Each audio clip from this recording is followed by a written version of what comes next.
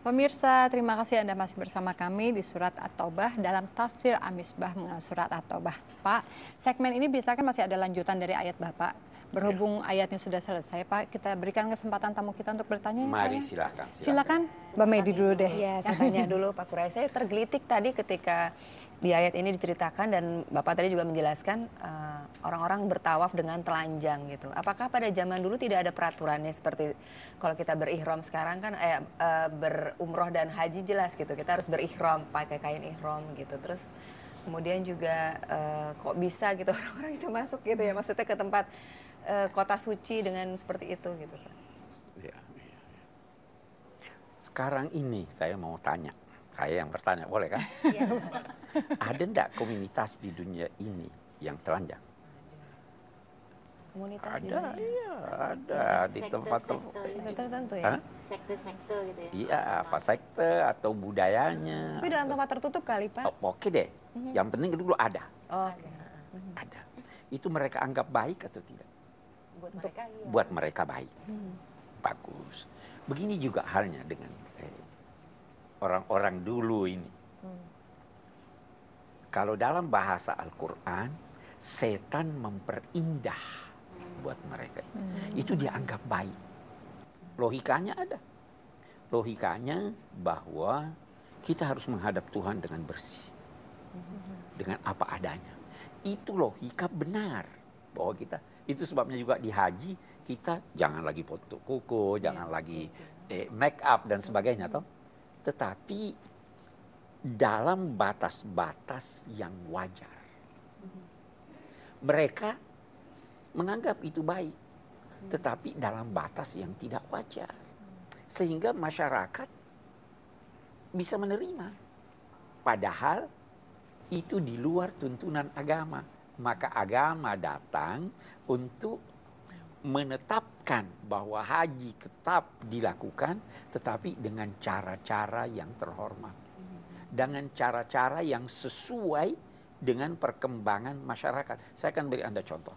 Dulu mereka kalau tawaf itu bergandengan tangan.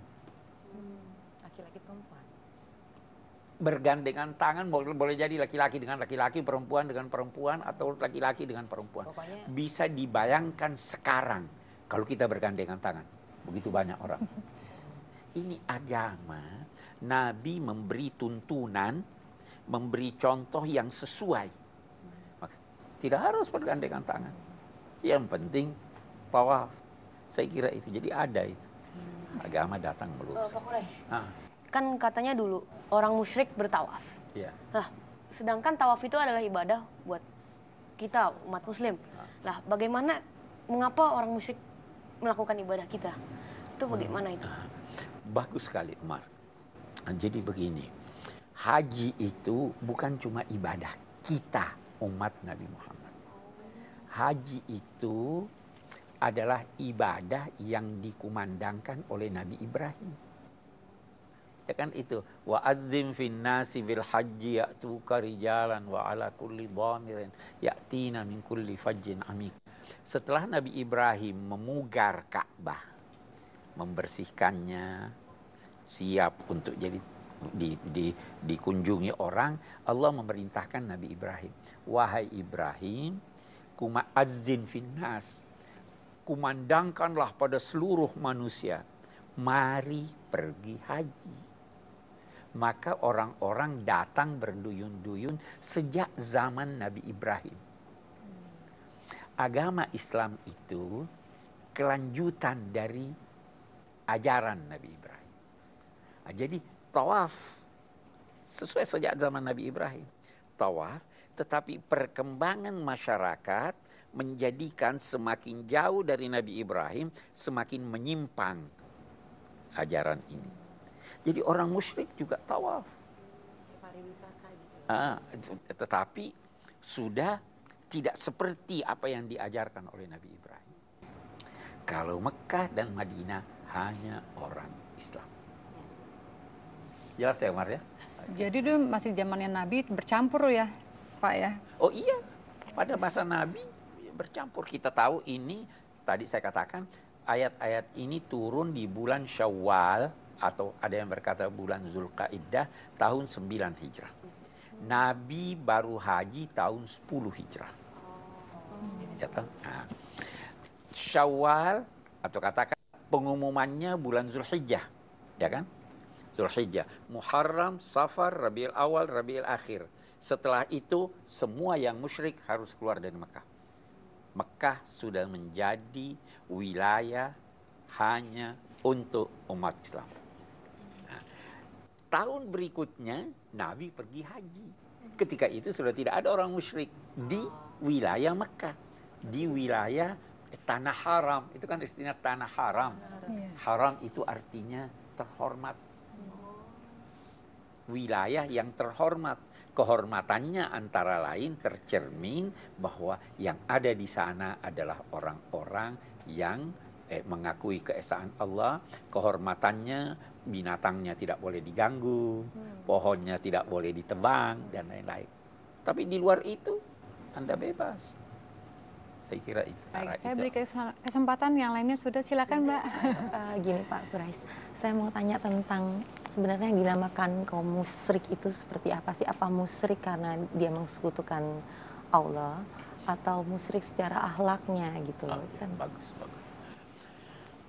Musyrik itu berarti mempersekutukan. Siapa yang mempersekutukan Allah? Nah, kemusyrikan ini ada dua macam.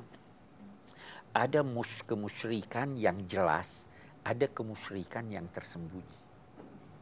Kemusyrikan yang jelas itu adalah orang yang mengucapkan atau melakukan kegiatan yang dalam ucapan dan kegiatannya yang nyata itu menyatakan bahwa ada penguasa bersama Tuhan. Itu yang dinyatakan. Ya, ini musyrik. Menduakan Tuhan. Ya, ada lagi yang tersembunyi. Itu yang di dalam hati.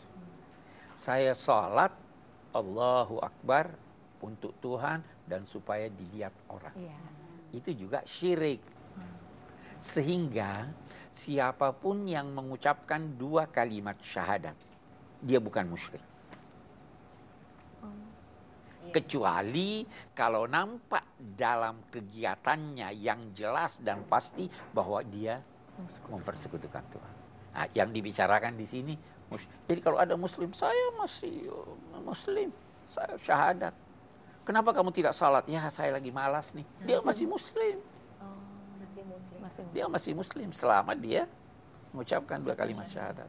Tapi kalau dia meyakini bahwa ada dua kuasa atau lebih, ada kuasa yang bersama Tuhan, dia dinamai musyrik. Baik, pemirsa, tetaplah bersama kami pemirsa, kami akan melanjutkan yaitu mendengarkan kesimpulan dari Pak Quraish setelah yang satu ini. Tetaplah di Tafsir Al-Misbah. Setiap kita mengusulkan suatu angka, bisa lagi timbul pertanyaan kenapa angka itu. Bisa jadi ini begini, 4 bulan dinilai sudah wajar.